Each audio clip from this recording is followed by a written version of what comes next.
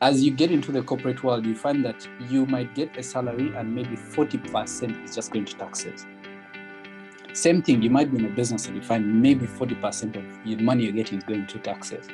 So one of the things we need to achieve is that at least save more than the government.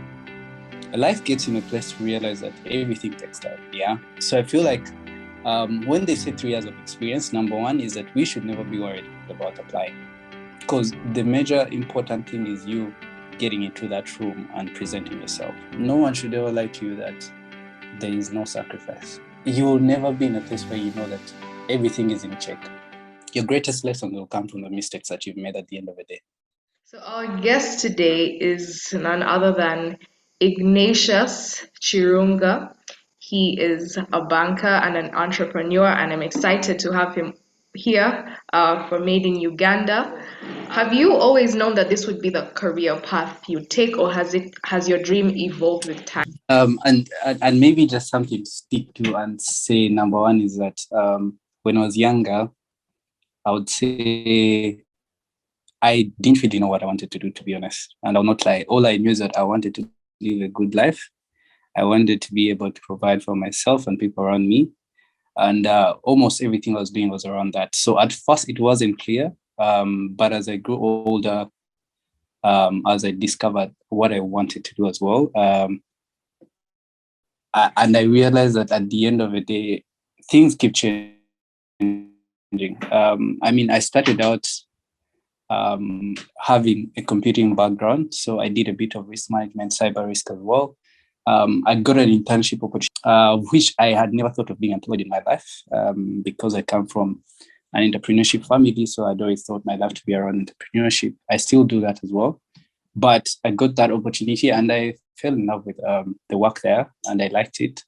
But with time, I had to adapt because I realized my passion was much more around business and financial markets. And that's how I got to switch from risk management completely to financial markets, which is quite rare, but it's a good thing as well. So I'd say I've been quite adaptable as well, just changing. And my dreams have also been changing with time. So yes, I had never thought of myself being a banker in my life until I got the field attachment opportunity to start out at the end of the day. But I would say, I think even though you'd ask me 5 years where I wanted to be, I would say it was different from where I am right now. So I would say it keeps evolving and it keeps changing. Okay, you're using very technical terms, and as a layman, I'm curious. When you mentioned financial markets, the immediate thing that comes to my mind is forex trading or stock markets. So could you Yeah. simply break down what Yeah, and financial? exactly. I was worried about that. And I was speaking to Jason as well yesterday about it, to see how well I can break it down for everyone on the call. But you're absolutely right, Angel. Financial markets much more around that. But beyond that, yes, there is a bit of stocks, a bit of investments, a bit of equities, all that, different asset classes, a bit of foreign exchange. That means if you're trading, if you're changing your money, maybe let us say Kenya shillings to UGX or UGX to dollars, all that is involved in there. But it's beyond that as well, because it involves also risk management. What we mean here is that, for example, how you can have a company, and I'll just try to simplify it in a way so that we can all. Number one, it's around the things you've talked about, the different asset classes, equities, bills and bonds, and I'll talk much more in detail about what each of those mean, around foreign exchange, and then beyond that, we have what we call portfolio management. What we mean there is that you'll have to relate with clients and manage their different portfolios, or even looking beyond that. Another thing around financial markets is around the interactions as well, with how well you can touch base with the different industries and even different departments within the bank. And the reason for that, you find that, for example, if you're managing that, for example, portfolio for, let me give a company like Safaricom or MTN, you find that they want other things beyond what you're just offering them. For example, they want to talk to the other departments as well and be involved as well. Or if the government is trying to borrow money, maybe to construct a road or maybe an infrastructure project, then there's certain things that you have to do as well to support that as well. So I would say that it's quite broad, but in simple terms, I would say it touches a bit of everything, but majorly it's around the different asset classes and the value that clients would be getting in simple terms. When you were younger, you didn't really know what you wanted to do, but you knew that you wanted to have a nice life. So, is there any career advice you wish you had then that would have maybe put you in a better place now? Yes. I mean, and I'll tell you that I'm always hesitant a bit to give advice because most of the times when people do, they sound like they've really been doing the most and doing the best. But I think more or less my biggest lessons have been from the mistakes that we've made. And I feel like that's one thing we should take away, to know that your greatest lesson will come from the mistakes that you've made at the end of the day. Around me wishing I'd got some career advice when I was younger, yes, automatically. And I would say that I'm glad and I'm happy that I was encouraged by my family to join the banking industry. It's something that I'll be very honest with you. It's something that I was really never looking into because I told you my passion has always been in business. But with time, I think when you get into something and then you discover that you have love for it and you're good at it, at the end of the day, it pushes you to do as much as you can. So I think the major point is about us really being adaptable. Most of the things I would say that you will mostly learn on job. I would say there are some things that you'll never get from anywhere else apart from experience. So I feel like the biggest lesson and the biggest advantage that you'd have is really around experience. So I would say I don't really regret as much not getting the advice as well, but I feel like the experience itself teaches you as much. You've mentioned something very important, or something that really causes a lot of controversy, I would say, among the youth: experience. You apply for a job, you're straight out of university, and they're asking for 3 years of experience. So the truth of the matter is, and I'll be very honest, you can't beat experience, yeah? And I think we need to come from a place of being very patient with life. I would tell you, as someone who's very ambitious at a very young age, and even I would say at my age of being like the time I was 25, I thought I'd be somewhere. But guess what? Life gets you in a place to realize that everything takes time. Yeah. So I feel like when they say 3 years of experience, number one is that we should never be worried about applying, because the major important thing is you getting into that room and presenting yourself. I would tell you, I was hired for a role where it required 6 years of experience, and I didn't even have half of that by the time I was going to join financial markets. But it depends on how well you present yourself. Yes, it's difficult, but also we should believe in starting small. If we can look out for jobs that require us to start out, because by all means, I think the major important factor is to start out. I know most of us will want to jump out of uni, and I mean, you're getting a job that is giving you maybe 5K or maybe $10,000 every month, but that might be a lie. It might be very difficult to get that.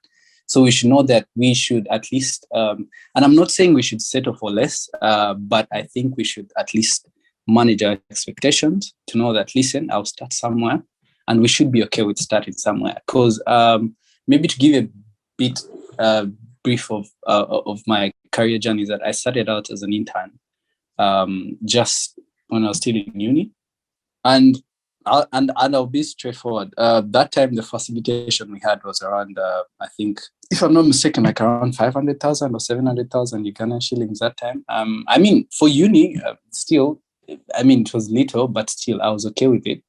And the attitude that I got from there is knowing that at the end of the day, you're looking up to something. You're delivering what you're being given. And with time, I mean, I was called back before I even finished uni, before I graduated, because of the work I had done as well. And I was really passionate about it with time. And I was okay with it. And I said, I'll start. advice would you give to someone who is in a state of confusion with regards to their career choice? Are there any factors we should or could consider when we're choosing what we want to do in future? Andrew, I mean, that's quite, I would say, a bit subjective, but number one, being in a state of confusion, I think we should take in the fact that it is okay to be in a state of confusion. You should never beat yourself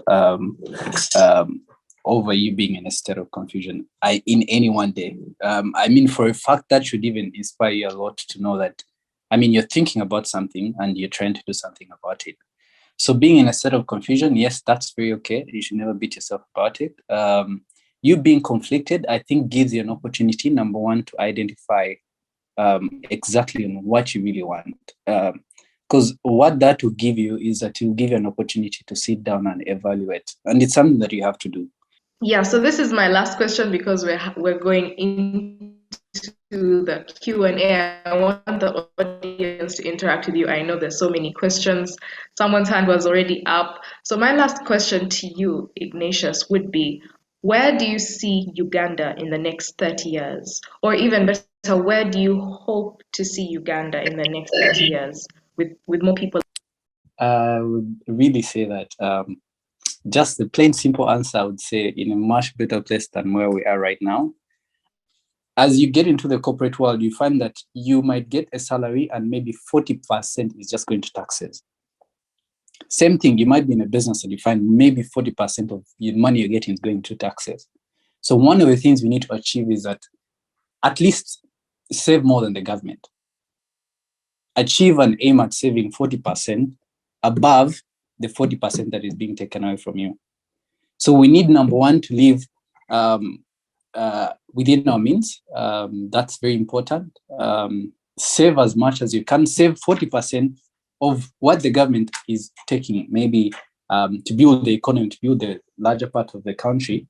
But you know that at the end of the day, you have to be responsible for something. Number two is that don't let that money sit onto the account. There are different asset classes in which you can put your money in. I mean, we've talked about stocks, those are equities, and each asset class has its own advantages and disadvantages. Yeah. So when it comes to equities, definitely that's you buying like the MTN stock or Safaricom. Look at that as long term. Because what you need to do is that you need to sit down, have short-term plans, medium term and long term. So definitely you invest in like equities, that's not something that will give you money in 1 year, 2 years, or even in 1 month. That's a lie. You will definitely be lying to yourself. So look at it as a long-term project. We have bills and bonds that are quite good. For example, we have bonds right now that offer maybe 17.5% per annum. That's a 20-year bond. You can choose to say that I'll be putting away 100,000 every month because the minimum amount is, for example, 100,000. So you can imagine from the time you started studying at uni and you've been putting away 100,000 every month and maybe putting it in a bond, you can imagine how much that money would be right now. And we usually know these things, but we don't act on them. That's the biggest problem. We usually know, we are aware, but we just don't act on them. Okay, good evening. Thank you for this opportunity. My question today is about strictly the financial markets and how, and the investment banking bit. How are you able to handle all those huge sums of money, and how do you manage your risks and everything? Then also how are you able to balance your other investments as well as the bank's assets? Yeah, thank you for that. Maybe just to clarify, everything takes discipline, to be honest. And I'll not lie. You really need to be in a place where you're disciplined, even with the simplest of the things. And discipline starts in a very simple way. You can decide to say, okay, every morning I wake up, I'll make sure that I lay my bed before I leave my room. You should start with the simplest of the things, and you see how difficult it can be. But as you get to do that every day, it becomes part of you, and you find that it's like a norm to you, and it's very easy to do. So same thing with managing money. I think it is a discipline. You need to start by saving. Okay, if I've agreed and said I'll commit to saving this amount of money and investing it in this, then you need to at least make it a practice, make it a habit at the end of the day. Commit yourself to something that you know that it might be painful, but you'll do it at the end of the day. Number two, I think you're absolutely right about me having a lot to do. Yes, it's a bit difficult, and I won't lie that it's easy. No, it's not easy to balance the two. And one of the things I've really tried to at least come to terms with is that there's always a sacrifice. We should know. No one should ever lie to you that there is no sacrifice. Just know once you concentrate on something else is giving somewhere else. So yes, I've had to pay a price for certain things. For example, me being very invested in my work and in business. I'll tell you, like, sometimes I get to miss my friends because I don't hang with them as much as I used to. So there's always something giving, to be honest. So it's to reach in a space and say, okay, will I be there on important days? Maybe will I create the time and just handle things here and there? So you need to be in a place to know that you will never be in a place where you know that everything is in check. There will be something that is giving. So it's been a difficult journey. And I mean, I've had also a bit of contemplation when it comes to certain things and my career choice and my journey as well. But at the end of the day, is that I don't buckle down at this. I don't quit. I don't get to be in a place where I'm giving up. Stephen Muinza, you have your hand up. You can unmute and ask your question. I have on the topic you just finished. It's like unbuild. It's literally any scenario in which the government can fail to pay back. Let's say case of a breakout of a war and on asset management. What would you say is the most important kind of let me call it gameplay? Would it be the analysis? In general is the major thing you consider before you actually jump into investing in a particular asset. When you talk about what's a major thing to invest in, I think we need to be in a place, number one, to say what's my goal, because that will give you the first basis and understanding will be identifying what you want. And once you get to understand your goal, then you look at the different asset classes and the risks they have, and then you can be able to make an informed decision. I would tell you that, I mean, put money in cryptocurrencies. At the end of the day, they will give you the highest return, but I mean, it's not officially an asset class that is officially recognized by the different industries. But I mean, there are some people who invested, for example, in Bitcoin at just 1,000. Now, I mean, look, it's now at 57,000 trading. It has touched 65,000 over the years. But I mean, at the end of the day, you need to look at what you want to achieve. Then basing on what you want to achieve, you need to evaluate the different asset classes. And it's good to diversify at the end of the day. Put some money in things that are really high risk and know that maybe I'm willing to lose that money. Then put some money in things that have medium risk that give you some returns at the end of the day. And then put some money in things that have zero risk, almost where you're 100% sure. Even on a rainy day, I can get back my money. The bonds, at the end of the day, you're sure that at the end of the day, you get back your money. The unit trust, you're sure at the end of the day that you get back your money anytime that you want. And I'll be very honest, and I'm putting a disclaimer. I'm not communicating on behalf of the bank, on behalf of the businesses. But, and I'll say this again, I really think there's something there. You can't tell me in this day and age and era, there's something that can appreciate with that much value and it will stay standing, and year on year it's appreciating like that. The different cryptocurrencies, number one, I would advise anyone to read as much as they can about them. If you're interested in them, read much as you can about them. The difference comes up there as well, so you need to be aware. But do I see a future in cryptocurrencies and the metaverse and everything around it? Yes, I do. And I'm really passionate about it. And I'm also reading as much as I can about it. Ignatious mentioned he will be leaving his email so you can directly contact him. So Jonathan and Idris. Thank you, Angel. Thank you, Precious, as well, for the time you're giving us.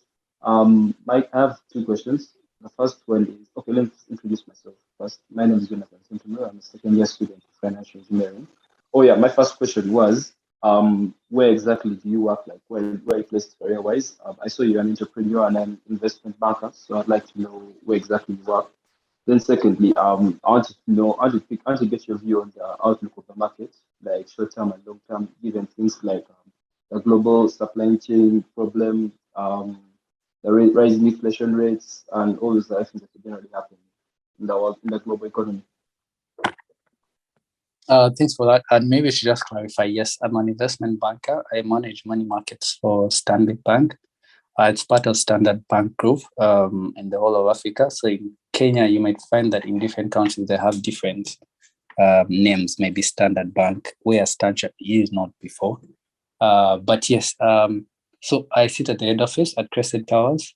An entrepreneur is because I do a couple of businesses as well, and majorly I do partnerships because I don't have enough time on my hands to really manage certain things. And I'm into a couple of them as well. Fast consumer, moving goods, a bit of real estate as well, a bit of commodity trading as well. So I would say professionally, yes, you want to reach out to me. I'm available and I sit at Crescent Towers at Stanbic Global Markets. Maybe to just speak about the outlook, number one, I think we're managing our inflation very well. As a country in Uganda, I think we're at 2.5. Headline, the core, I think, is more or less at 2.7, which is good. The outlook is that we are supposed to maintain inflation below 5%. Like I'd say that given a brief background as to why some of these things are important, and it's good at least know some of it because they impact us at the end of the day. In whatever you do, you at least know that it will impact you. It may not be upfront, but just know it's affecting you. The outlook around the Uganda shilling is that I think that we are heading for quite interesting times. And I feel like the outlook for the Uganda shilling is quite strong. I think in the short term, it's going to be a bit volatile. And the reason for that is that we've been having, different incidents within the country, for example, and the unfortunate events of the bombings have affected our currency and we've a bit depreciated a bit. The Uganda shilling lost some value because of such negative news and the negative events that have been happening. So in the short term, I feel like it's going to be volatile. I think the Uganda shilling is going to really be up and down because of events that are happening. But in the medium term, I think really it's going to be appreciating at the end of the day. If you look at the trend, it's been strengthening across the year, which is quite shocking. Even though the IMF issued a report of recent saying that the currency is overvalued, but I feel like medium term is that we'll at least see the currency to continue to appreciate. Thank you, Angel. Thank you, Ignatius, for taking my very late question. I put up my hand after Idris and Jonathan, and time was a bit constraining. My question is back to the bonds. I feel like I just have one question. I feel like, I don't know, because when people tell us about these things of investing and whatnot, like the capital requirements always sound crazy. So if this, like if the initial requirement is 100,000, my question is that like if someone invests at 100,000, is it something that they can like further invest on when they get more money, or it's 100,000, that's the end of that? Because I feel like for the young people that are around here, maybe if someone sacrificed some lunch at university for some weeks, saved their 100K, perhaps they'll be interested in adding to that money in the future, or maybe if they somehow got lucky and an uncle gave them money, something like that. So basically, that's my only question. When you invest in things like bonds, is your initial investment all, or you can add to it without having to, I should say, open another investment? I don't know if that makes sense. Yeah, Jordan, and maybe to just clarify on that, 100,000 seems to be quite little, but all these investments, and I'll just maybe give just a bit of knowledge to what I was trying to explain here. The money you invest is directly proportional to how much interest that you'll earn. And what I mean is that if you have 100,000 at 10%, you'll get 10,000. If you have 100 million at 10%, you'll get 10 million. If you have a billion at 10%, you'll get 100 million. So the more money you have, obviously, the more interest you'll earn. Am I saying that you have $1 billion right now to invest in bills and bonds? At our age right now, I wouldn't advise you to do that. Probably put it in other things that can give you a much higher return, but maybe get 70 or 40% of that money and put it in the bonds. But I feel like you need to start somewhere. The reason for 100,000 is not necessarily doesn't necessarily mean that every time you must only continue investing 100,000. Once you're investing in these bonds, they open what we call a Central Securities Depository account, a CSD account. What that acts as, it acts as you having literally a bank account. You can have as many investments as possible. You can have 100,000 in a bond, you can have 100,000 in a treasury bill, you can have 5 million in a treasury bill, you can have 10 million in another bond. So you can, as and when you get money, you can invest. It's just that the minimum requirement for you to invest in any instrument is 100,000. So Jordan, you shouldn't say and restrict yourself to say, I only have to put 100,000. No, I just gave that as an example to say that you can start somewhere. And as long as you have a discipline to say, I'm going to start something, that's what gives you the momentum to say, you have a 5-year, 10-year plan, and that you're able to build up your portfolio that will give you much higher returns at the end of the day. Thank you so much, Ignatius, for sparing your time and coming to speak to us. We exceeded. We're now in 1 hour and 24 minutes, but I think it was worth it and needed. You've spoken so much sense. I need like a whole week to internalize all this knowledge. But thank you once again to you who have been here from the beginning to the end. I'm happy that you are here because I know that you're going to go out into the world and apply this knowledge and do great things, follow and even surpass Ignatius. So have a good night to you all. I hope to see you tomorrow for our last guest. I won't reveal who he is or who she is, but prepare to be amazed.